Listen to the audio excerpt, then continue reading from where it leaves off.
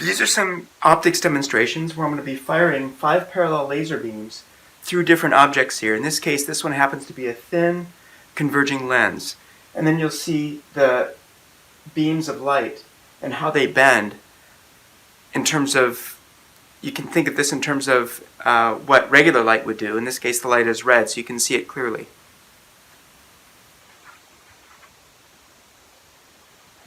I'm going to turn off the light so you can see it.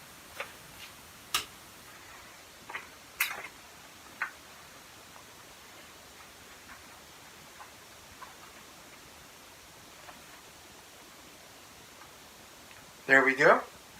The light's coming through, it converges right here, and this is paper, so the paper is slightly bending, so you'll see periods where you see the beam and periods where you don't. But there's 5 parallel beams here, and then they come to a converging point.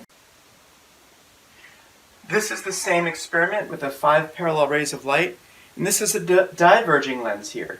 It's also called a concave lens. The other one was a convex lens. This type of lens is going to, because of the shape of this and because of the action of Snell's law at each interface, this is going to cause the rays of light to diverge. And this is what you're going to see here. Notice that the rays, which were once parallel, are now spreading apart from one another. And you can also see that there's some reflections going on so that the rays actually converge over here. But that's not an action of the lens itself in terms of its refraction properties. That's an aspect of its reflective properties, which we're not really considering. So what we're considering here is the fact that the beams diverge away from it. And if you wanted to find actual focal length, it's considered to be negative because the focal point's actually on the same side as the source of the light. But this type of lens will not create a real image. A real image is the kind that you can put on a screen. And as you saw in lab, you can't get a real image from a diverging lens. Okay, what I'm doing now is I am putting a converging lens on one side of the diverging lens, and we're going to see what happens to the beams of light. So here's the beams of light with the diverging lens. If I put the converging lens in there, it kind of undoes what the diverging lens did. So they kind of work against each other, and now the rays of light come out effectively parallel. We could put the converging lens on either side of the diverging lens, and you'll see the same thing. The two work in contrast to one another. One causes the light to want to reach a point, that's the converging lens or the convex lens. The diverging lens causes the light to want to do that. The two of them together counteract each other. And that's, again, a result of Snell's law for each of the beams of light at the interface between the air and the glass. This is a version of a prism. So there's no curvature in this. These are just is a triangular piece of glass. And you can see when the light goes through this that the light actually bends and it leaves the prism at different angles as a result of a combination of refraction at each of the interfaces. And in some cases you get total internal reflection because the light is going from the glass to the air, and if the angle isn't past the critical angle, the light is going to internally reflect and exit through a different side. That's how you get this kind of bending here. You see these parallel rays of light coming up out of this side of the prism because of total internal reflection. And of course, as I bend it, that situation changes. And you'll get that rainbow-like refraction that you saw if I had multiple different colors of lasers being passed through this prism, because they all bend at a slightly different amount depending on the frequency of light. That's a property of refraction. It leads to the dispersion of light, which makes it look like a rainbow as the light separates into its various colored components.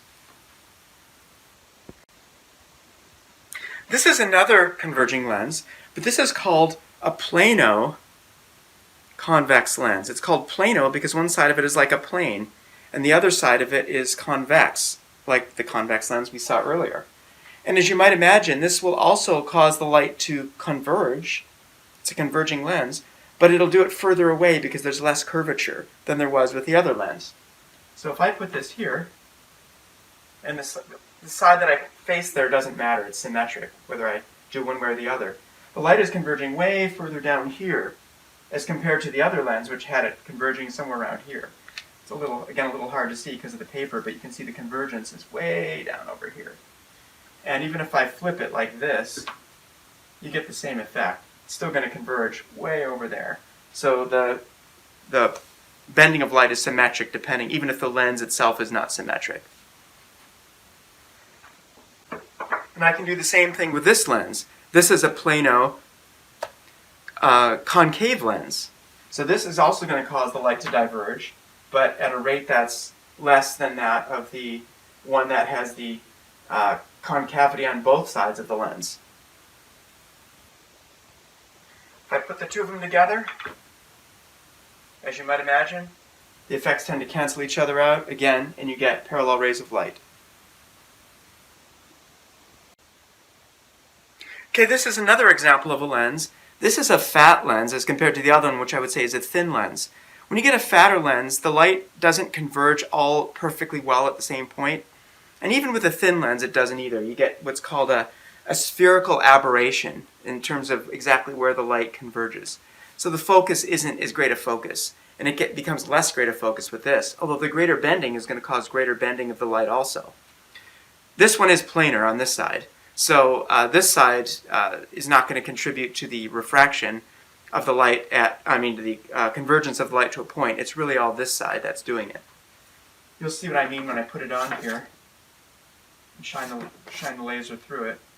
You can see that the focal point is actually fairly close right here. It's not very distant from the lens, the center of the lens.